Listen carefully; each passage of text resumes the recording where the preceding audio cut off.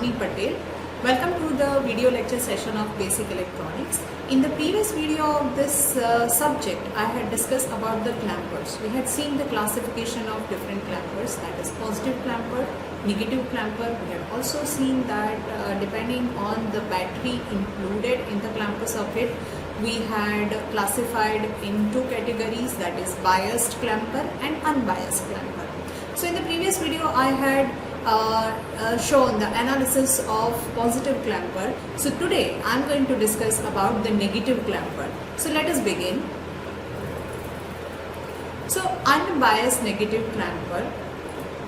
So this is the circuit diagram of unbiased negative clamper, and again it includes the capacitor, diode and the load resistor. You can see over here what is the difference between the positive clamper and negative clamper circuit. We have just reversed the direction of this diode. Now if we apply the sinusoidal signal to this particular circuit, to this particular clamper circuit which is having the peak amplitude of Vm, then what will be the output or what will be the output waveform that we are going to analyze now.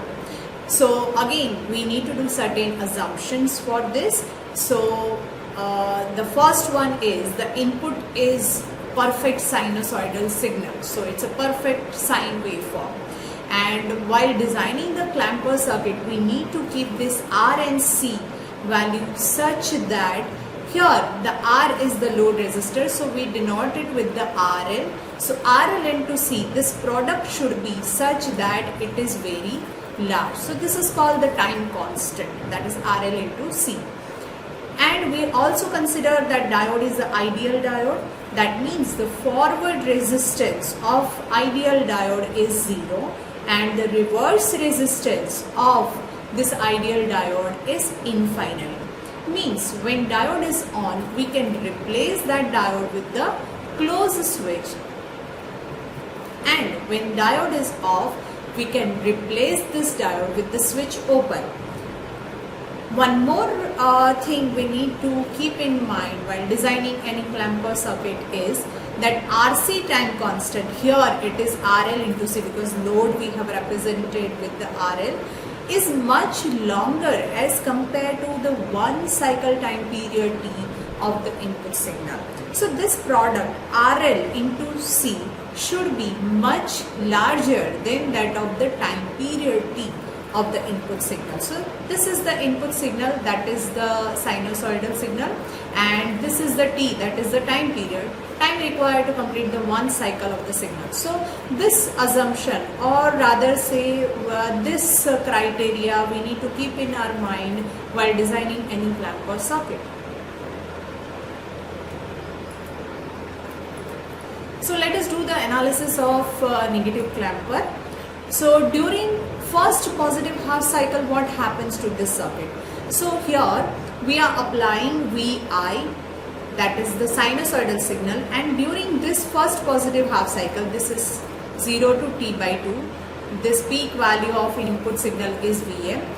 The polarity of this input voltage is plus minus, so we can say this anode of diode is connected to plus and this cathode terminal of diode is connected to the minus. That's why diode we can say is in forward bias, and capacitor will start charging through the forward bias diode. As we consider the ideal diode, the diode is represented in the equivalent circuit with the switch closed, and the forward resistance of ideal diode is 0, and practically if we consider, then this forward resistance is of the order of few ohms only. Very small resistance is acting when diode is on. So this capacitor will charge through the time constant RF into C, and if we consider ideal diode, then this product becomes 0. So we can say this capacitor will charge abruptly to the peak value of this input signal, and that is the Vm. And the polarity of the charge onto the plate of capacitor is as shown in this figure, that is plus is connected to this and minus is connected to this, and as compared to the forward resistance of diode, this RL is very high. and that's why the current, or rather the capacitor, will charge through this on diode only. So we can say as RF into C, that this time constant is very small practically, and ideally it is 0. Capacitor will charge till Vm value abruptly, very fast. So this is what happens during the first positive half cycle.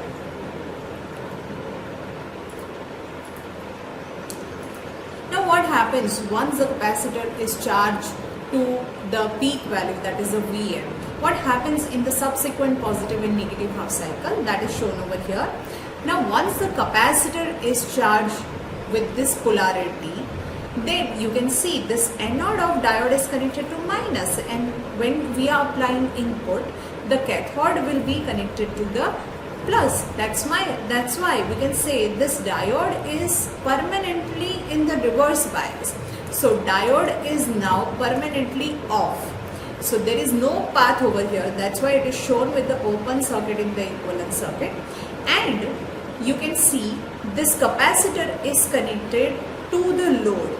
And if we see the time constant RL into C, we had considered while designing, is to be very high. And due to large time constant, capacitor will take very large time to discharge through this resistor. That's why we can say that capacitor here will not lose much charge. So voltage across the capacitor will remain almost constant, that is VA. So now capacitor is acting as a battery only, we can say. So capacitor is just like battery. Charge capacitor is just like a battery.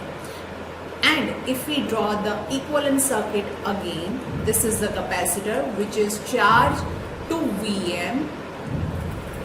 Diode is open circuit, so I am not drawing it. This is the load, and this is the output voltage we are taking across the load, that is output VO, and here we are applying VI. So we can say the output voltage is minus Vm plus Vi.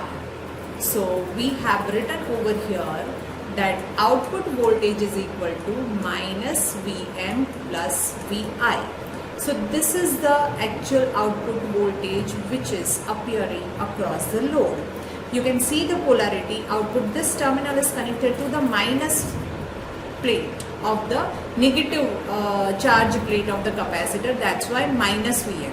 And in the previous positive clamper, we had opposite polarity or opposite polarity charge onto the capacitor plates. That's why this polarity is minus Vm.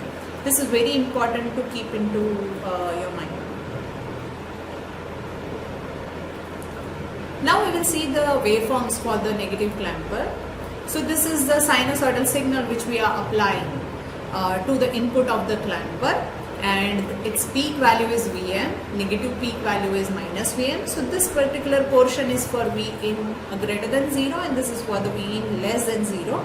Now if this type of sinusoidal signal is applied, then what will be the output of the clamper? So once the capacitor charged to its maximum value, then the equivalent circuit for all the half cycles, positive as well as negative, is like this, which we had discussed in the previous slide. So the charge onto the capacitor is Vm. So this is now acting as a battery. So output voltage is, again I am repeating the same thing which we had seen in the previous slide, that output voltage is minus Vm. The polarity you have to keep in mind. This terminal is connected here, that's why it is minus Vm plus Vi. So output is equal to minus Vm plus Vi. This you have to keep in mind. Now this is the output signal which will appear across this load, that is VO. And if we want to find out, if we want to verify the instantaneous value of the output voltage waveform, then you can start from this. Let's say this Vi is equal to 0. Then what happens? If you put the value of Vi 0 over here, then output voltage will be minus Vm. That you can see. At this instantaneous value, you are finding this output voltage is minus Vm. Now if input is minus Vm, then what happens? If Vi is minus Vm and again minus Vm. So output voltage is equal to minus 2 Vm. So you can see at this particular instant you are getting output voltage is minus 2 Vm. Now if we want to find out the output voltage when input is Vm, if you put Vi is Vm, then you are getting minus Vm plus Vm, that is 0. So this is the 0 now. This is how we can see the output is input, that is the sinusoidal signal, plus the negative DC value being added to this sinusoidal signal, and that you can observe over here. You can see this is a zero line, zero voltage reference line, and this signal is being shifted to the DC voltage level of minus Vm. So output voltage is again the same sinusoidal signal plus the DC voltage being added. Over here the DC voltage is the negative DC, that is minus Vm. That's why this is called the negative clamper. So we are clamping, this circuit is clamping the input signal, input applied signal to the negative DC voltage. That's why this is called the negative clamper. With this, I am ending this session over here. Thank you.